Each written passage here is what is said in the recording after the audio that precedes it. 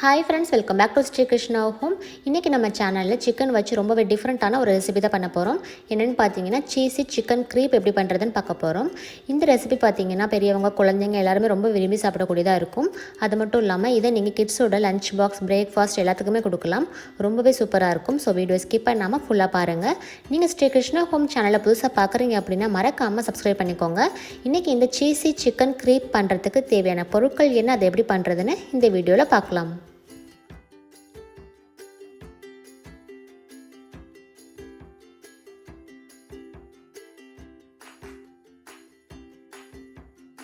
First நம்ம எடுத்து வச்சுருந்த சிக்கனை மேரினேட் பண்ணுறதுக்காக ஒரு மிக்சிங் பவுல் எடுத்திருக்கேன். இன்றைக்கி நான் பார்த்தீங்கன்னா 250 கிராம் வந்து சிக்கன் எடுத்திருக்கேன். சிக்கன் பார்த்தீங்கன்னா இந்த மாதிரி ரொம்பவே சின்ன சின்ன பீஸாக கட் பண்ணி வச்சுக்கணும். ரொம்ப பெருசாக இருந்துச்சு அப்படின்னு நம்மளால் க்ரீப்குள்ளே வைக்க முடியாது. ஸோ அதனால் நல்லா சின்ன சின்ன பீஸாக வந்து கட் பண்ணிக்கணும். இப்போது இந்த சிக்கனோட 1 டேபிள் ஸ்பூன் இஞ்சி பூண்டு விழுது ஆட் பண்ணிக்கிறேன். 1 டேபிள் ஸ்பூன் மிளகாய்த்தூள் உங்களுடைய காரத்துக்கு ஏற்ற மாதிரி நீங்கள் சேர்த்துக்கலாம். 1 டீஸ்பூன் கரம் மசாலா, 1/4 டீஸ்பூன் மஞ்சள், 1/2 டீஸ்பூன் மிளகுத்தூள், 1/2 டீஸ்பூன் சீரகத்தூள், உப்பு தேவையான அளவு, 1 டேபிள் ஸ்பூன் லெமன் ஜூஸ். இப்போ இது எல்லாத்தையும் நல்லா மிக்ஸ் பண்ணிக்கணும். மசாலா பொருள் எல்லாமே உங்களுக்கு தேவையான அளவு நீங்கள் ஆட் பண்ணிக்கலாம். நான் இன்றைக்கி காரம் எல்லாம் கொஞ்சம் கம்மியாக தான் ஆட் பண்ணியிருக்கேன். உங்களுக்கு வேணும் அப்படின்னா நீங்கள் கொஞ்சம் அதிகமாக கூட ஆட் பண்ணிக்கலாம். சிக்கனோட மசாலா எல்லாமே நல்லா மிக்ஸ் ஆகிடுச்சு. இப்போது இந்த சிக்கனை ஃப்ரிட்ஜில் ஒரு அரை மணி நேரம் அப்படி இல்லைன்னா 1 மணி நேரம் வச்சோம் அப்படின்னா மசாலா எல்லாமே சிக்கனோட நல்லா சேர்ந்துடும். அதுக்கப்புறமா நம்ம எடுத்து யூஸ் பண்ணிக்கலாம். நெக்ஸ்ட்டு நம்ம க்ரீப் பண்ணுறதுக்கான பேட்டர் ரெடி பண்ணிக்கணும். க்ரீப் அப்படின்னா தின் பேன்கேக் பேட்டரை வச்சு தோசை மாதிரியான தின்னான ஒரு பேன்கேக் ரெடி பண்ண போகிறோம். அதுக்கு பேர் தான் க்ரீப். இப்போது இந்த க்ரீப் பண்ணுறதுக்காக நான் ஒரு மிக்சிங் பவுல் எடுத்து வச்சுருக்கேன். மிக்சிங் பவுலில் நான் 1 கப் மைதா மாவை ஆட் பண்ணிக்கிறேன். 2 டேபிள் ஸ்பூன் பட்டர் ஆட் பண்ணிக்கிறேன். நீங்கள் பட்டர் அப்படி இல்லைன்னா நார்மல் குக்கிங் ஆயில் கூட ஆட் பண்ணிக்கலாம். இதோட 2 முட்டை ஆட் பண்ணிக்கிறேன். உப்பு தேவையான அளவு, 1 டீஸ்பூன் சுகர். இன்றைக்கி நான் 1 கப் மைதா மாவுக்கு 1.5 கப் வந்து பால் எடுத்திருக்கேன். பால் வந்து கொஞ்சம் கொஞ்சமாக ஆட் பண்ணிவிட்டு மிக்ஸ் பண்ணிக்கணும். முட்டை, பால், மாவு எல்லாமே ஒன்றோட ஒன்று நல்லா மிக்ஸ் ஆகணும். எந்த ஒரு லம்ப்ஸுமே இல்லாமல் நல்லா மிக்ஸ் பண்ணிக்கணும். பால் அதிகமாக வேணும்னா கூட கொஞ்சம் ஆட் பண்ணிக்கலாம். இப்போ பார்த்தீங்கன்னா எல்லாமே நல்லா மிக்ஸ் ஆகிடுச்சு. எந்த ஒரு லம்ப்ஸுமே இல்லை. மாவோட கன்சிஸ்டன்சி வந்து தோசை மாவை விட ரொம்பவே தண்ணியாக இருக்கணும். அந்தளவுக்கு பால் எவ்வளோ வேணுமோ அதுக்கேற்ற மாதிரி சேர்த்துட்டு நல்லா தண்ணியாக மிக்ஸ் பண்ணிக்கணும். இப்போ நமக்கு க்ரீப் பண்ணுறதுக்கான மாவு ரெடி ஆகிடுச்சு. இது ஒரு 15 மினிட்ஸ் அப்படியே இருக்கட்டும். நம்ம இப்போ சிக்கன் ஸ்டஃபிங் வந்து ரெடி பண்ணிக்கலாம். சிக்கன் ஸ்டஃபிங் பண்ணுறதுக்காக ஸ்டவ் ஆன் பண்ணிவிட்டு ஒரு பேன் எடுத்து வச்சுருக்கேன். பேன் நல்லா ஹீட் ஆனதுக்கப்புறமா 1 டேபிள் ஸ்பூன் ஆயில் ஆட் பண்ணிக்கிறேன். சின்னதாக கட் பண்ணி வச்சுருந்த 1/4 கப் வந்து வெங்காயம் ஆட் பண்ணிக்கிறேன். இதோட நான் 1 டீஸ்பூன் சால்ட் ஆட் பண்ணிக்கிறேன். வெங்காயம் வந்து ரொம்ப அதிகமாக கோல்டன் ப்ரௌன் ஆகணும்னு அவசியம் கிடையாது. லைட்டாக வதங்கினா போதும். வெங்காயம் கொஞ்சம் வதங்கிருச்சு. இப்போ நம்ம எடுத்து வச்சுருந்த 1/4 கப் கேப்சிகம் ஆட் பண்ணிக்கலாம். கேப்சிகம் வந்து ஆப்ஷனல் தான், உங்களுக்கு வேணும்னா நீங்கள் ஆட் பண்ணிக்கலாம். பட் ஆட் பண்ணோம் அப்படின்னா டேஸ்ட் ரொம்பவே நல்லாயிருக்கும். இப்போ நமக்கு கேப்சிகம், ஆனியன் ரெண்டுமே நல்லா குக் ஆகிடுச்சு. இது நம்ம தனியாக எடுத்து வச்சுக்கலாம். இதோட நம்ம சிக்கன் ஆட் பண்ணோம் அப்படின்னா கேப்சிகம், ஆனியன் வந்து ரொம்ப அதிகமாக குக் ஆகிடும். ஸோ அதனால் தனியாக எடுத்து வச்சுட்டு அதுக்கப்புறமா நம்ம ஆட் பண்ணிக்கலாம். இப்போது அதே பேனில் நம்ம மேரினேட் பண்ணி வச்சுருந்து சிக்கன் ஆட் பண்ணிக்கலாம். ஆயில் வேணும் அப்படின்னா கொஞ்சம் அதிகமாக ஆட் பண்ணிக்கலாம். சிக்கன் வந்து நல்லா ட்ரை ஆகணும், அது வரைக்கும் நல்லா குக் பண்ணிக்கணும். சிக்கன் பீஸ் பார்த்திங்கன்னா இந்தளவுக்கு சின்னமாக கட் பண்ணிக்கணும். இதை விட சின்னமாக கட் பண்ணால் கூட ஓகே தான். நம்ம க்ரீப் உள்ளே வச்சு நம்ம ஃபோல்ட் பண்ணுறதுக்கு ஈஸியாக இருக்கும். அப்போ தான் ரொம்ப பெருசாக இருந்துச்சு அப்படின்னா நம்மளால் ஃபோல்ட் பண்ண முடியாது. சிக்கன் பார்த்திங்கன்னா நல்லா குக் ஆகிருச்சு. இந்த ஸ்டேஜில் நம்ம ஆல்ரெடி குக் பண்ணி வச்சுருந்த ஆனியன், கேப்சிகம் ரெண்டையுமே ஆட் பண்ணிக்கலாம்.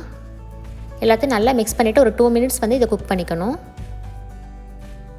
2 மினிட்ஸ்க்கு அப்புறம் பார்த்திங்கன்னா நம்மளுடைய சிக்கன் ஸ்டஃபிங் வந்து ரெடி ஆகிடுச்சு. எல்லாமே நல்லா ஒன்றோட ஒன்று மிக்ஸ் ஆகிடுச்சு. ஸ்டவ் ஆஃப் பண்ணிவிட்டு தனியாக எடுத்து வச்சுக்கலாம். நெக்ஸ்ட்டு நம்மளுடைய க்ரீப் ரெடி பண்ணுறதுக்காக ஸ்டவ் ஆன் பண்ணிவிட்டு ஒரு பேன் எடுத்து வச்சுருக்கேன். நான்ஸ்டிக் பேன் அப்படி இல்லைன்னா தோசை தவா எது வேணாலும் யூஸ் பண்ணிக்கலாம். பேனில் கொஞ்சமாக ஆயில் வச்சு க்ரீஸ் பண்ணிக்கிறேன். இப்போ நம்ம க்ரீப் பண்ணுறதுக்கான பேட்டரை வந்து ஆட் பண்ணிக்கலாம். மாவு இந்த அளவுக்கு தண்ணியாக இருக்கணும். அது மட்டும் இல்லாமல் ஸ்டவ்வை நல்லா லோ ஃப்ளேமில் வச்சுக்கணும். க்ரீப் வந்து பண்ணும்போது மாவை ஆட் பண்ணதுக்கப்புறமா இந்த மாதிரி பேனை வந்து ரொட்டேட் பண்ணிங்க அப்படின்னா மாவு எல்லா இடத்துலையும் ஈவனாக வந்து ஸ்ப்ரெட் ஆகும்.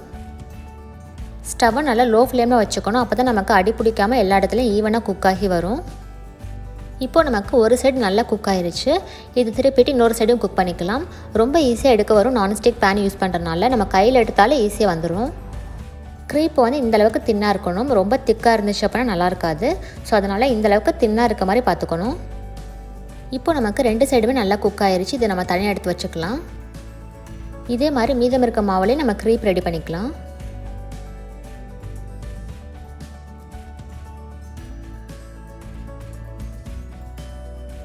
க்ரீப் நம்ம பேனில் ரெடி பண்ண மாதிரி தோசை தவா யூஸ் பண்ணி கூட பண்ணிக்கலாம். தோசை தவா எடுத்து வச்சுருக்கேன். நல்லா ஹீட் ஆனதுக்கப்புறமா அதில் கொஞ்சமாக ஆயில் அப்ளை பண்ணிவிட்டு நம்ம எடுத்து வச்சுருந்த பேட்டரை வந்து ஆட் பண்ணிக்கலாம். தோசை தவாவில் பேட்டர் ஆட் பண்ணதுக்கப்புறமா எப்போவும் தோசை செய்கிற மாதிரியே ரொம்பவே தின்னான ஒரு லேயராக வந்து ஃபார்ம் பண்ணிக்கணும். நம்ம முன்னாடி பண்ண மாதிரி ஒரு சைடு குக் ஆனதுக்கப்புறமா இன்னொரு சைடு குக் பண்ணிக்கலாம். இப்போ நம்மளுடைய க்ரீப் வந்து 2 சைடுமே நல்லா குக் ஆயிருச்சு.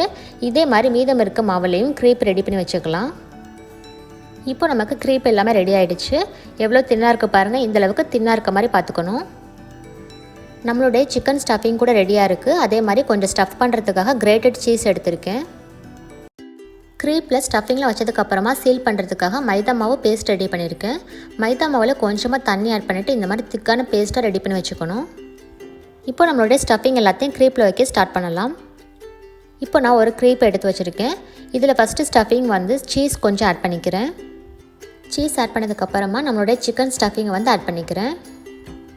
சீஸ், சிக்கன் எல்லாமே நமக்கு தேவையான அளவு ஆட் பண்ணிக்கலாம். நெக்ஸ்ட்டு நம்ம ரெடி பண்ணி வச்சுருந்த மைதா பேஸ்ட்டை க்ரீப்போட சைடு எல்லாத்துலேயுமே அப்ளை பண்ணிக்கணும். ஃபைனலாக இன்னும் கொஞ்சம் சீஸ் ஆட் பண்ணிக்கிறேன் சிக்கன் மேலே. இப்போ க்ரீப்போட 4 சைட்ஸையும் ஃபோல்ட் பண்ணி ஒரு ஸ்கொயர் ஷேப் வந்து கொண்டு வரணும்.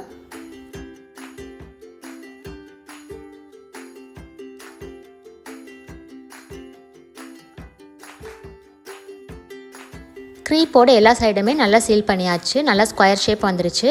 இப்போ நம்மளுடைய சீஸி சிக்கன் க்ரீப் ரெடி ஆகிடுச்சு. இதே மாதிரி மற்ற க்ரீப்லேயே நம்ம ஸ்டஃபிங் வச்சு ரெடி பண்ணி வச்சுக்கலாம்.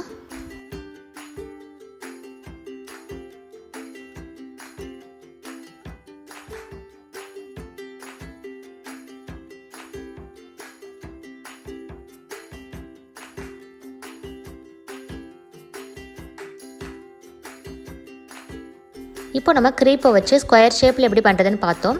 அதே மாதிரி க்ரீப் ரோல் எப்படி பண்ணுறதுன்னு பார்க்கலாம். ஸ்டஃபிங் வைக்கிறது எல்லாமே அதே மாதிரி தான். ஃபோல்டிங் மட்டும்தான் டிஃப்ரெண்ட்டாக இருக்கும். நம்ம முன்னாடி பண்ண மாதிரியே தான் கார்னர் எல்லாத்தையும் ஃபோல்ட் பண்ணதுக்கப்புறமா அதை அப்படியே ரோல் பண்ணிடணும். ரோல் பண்ணி பேஸ்ட் பண்ணிடணும். இது வந்து கிட்ஸ்க்கு கொஞ்சம் சாப்பிட ஈஸியாக இருக்கும். இப்போ நம்மளுடைய க்ரீப் எல்லாமே சிக்கன் சீஸ் ஸ்டஃபிங்கோட ரெடியாக இருக்குது. இது எப்படி நம்ம ஃப்ரை பண்ணுறதுன்னு பார்க்கலாம். ஸ்டவ் ஆன் பண்ணிவிட்டு தோசை தவா எடுத்திருக்கேன். நீங்கள் நார்மல் பேன் கூட யூஸ் பண்ணிக்கலாம். உங்களோட இஷ்டம் தான். தவா கொஞ்சம் ஹீட் ஆனதுக்கப்புறமா நல்லா ஆயில் வச்சு க்ரீஸ் பண்ணிக்கணும். கொஞ்சம் அதிகமாகவே ஆயில் ஆட் பண்ணிக்கணும். தோசை தவா ஹீட் ஆனதுக்கப்புறமா ஸ்டவ்வை மீடியம் டு லோ ஃப்ளேமில் வச்சுட்டு நம்ம ரெடி பண்ணி வச்சுருந்த க்ரீப் எல்லாத்தையுமே தவாவில் ஆட் பண்ணிக்கலாம். க்ரீப்போட 2 சைடுமே நல்லா கோல்டன் ப்ரௌன் வர வரைக்கும் நம்ம குக் பண்ணிக்கணும். இப்போ நமக்கு ஒரு சைடு குக் ஆயிடுச்சு. இதை நம்ம திருப்பிட்டு இன்னொரு சைடு குக் பண்ணிக்கலாம். இந்த மாதிரி க்ரீப்போட 2 சைடுமே நல்லா கலர் மாறணும். அந்த அளவுக்கு நம்ம குக் பண்ணிக்கணும். இப்போ நம்மளுடைய க்ரீப் பார்த்திங்கன்னா 2 சைடுமே நல்லா கோல்டன் ப்ரௌன் ஆகிடுச்சு. இதை நம்ம இப்போ தவாலேருந்து ரிமூவ் பண்ணிடலாம். இப்போ நம்ம க்ரீப்பை ரெடி பண்ண மாதிரியே மீதம் இருக்க க்ரீப் ரோலையும் ஷாலோ ஃப்ரை பண்ணி ரெடி பண்ணிக்கலாம். இப்போ நம்மளுடைய க்ரீப் ரோல் எல்லாமே சர்வ் பண்ணுறதுக்கு ரெடி ஆகிடுச்சு. இப்போ நம்மளுடைய க்ரீப் எல்லாமே ரெடி ஆகிடுச்சு. எவ்வளோ சூப்பராக இருக்குது பாருங்கள் பார்க்குறதுக்கு. இதை நான் இப்போ ஓப்பன் பண்ணி காமிக்கிறேன். இந்த க்ரீப் பார்த்திங்கன்னா ரொம்பவே சாஃப்டாக ஜூஸியாக இருக்கும். நம்ம சீஸ் எல்லாமே ஆட் பண்ணியிருக்கனால ரொம்ப நல்லாயிருக்கும். கண்டிப்பாக நீங்களும் ட்ரை பண்ணி பாருங்கள். பார்க்கும்போது சாப்பிடணும்னு தோணுது பாருங்கள். ரொம்பவே சூப்பராக இருக்கும். எல்லோரும் ரொம்ப விரும்பி சாப்பிடுவாங்க. ரொம்ப டிஃப்ரெண்ட்டாக இருக்கும். கண்டிப்பாக ட்ரை பண்ணி பாருங்கள் நீங்களும். இதை உங்களுடைய ஹஸ்பண்ட் கிட்ஸோட லஞ்ச் பாக்ஸ் இல்லை பிரேக்ஃபாஸ்ட்டு கூட நீங்கள் சர்வ் பண்ணலாம். ரொம்பவே சூப்பராக இருக்கும். கண்டிப்பாக நீங்களும் ட்ரை பண்ணி பார்த்துட்டு எப்படி இருந்துச்சு என்னோட ஷேர் பண்ணிக்கோங்க. இந்த வீடியோ உங்களுக்கு பிடிச்சிருந்தா லைக் பண்ணுங்கள். உங்களுடைய ஃப்ரெண்ட்ஸ் அண்ட் ஃபேமிலிக்கு ஷேர் பண்ணுங்கள். இது வரைக்கும் ஸ்ரீ கிருஷ்ணா ஹோம் சேனலை நீங்கள் சப்ஸ்கிரைப் பண்ணலை அப்படின்னா மறக்காமல் சப்ஸ்கிரைப் பண்ணிக்கோங்க. அதே மாதிரி பக்கத்தில் இருக்க பெல் ஐக்கானை கூட கிளிக் பண்ணிக்கோங்க. அப்போ தான் நான் வீடியோஸ் போடும்போது உங்களுக்கு நோட்டிஃபிகேஷன்ஸ் வரும். இதே மாதிரி இன்னொரு வீடியோவில் சந்திக்கலாம். தேங்க்ஸ் ஃபார் வாட்சிங்.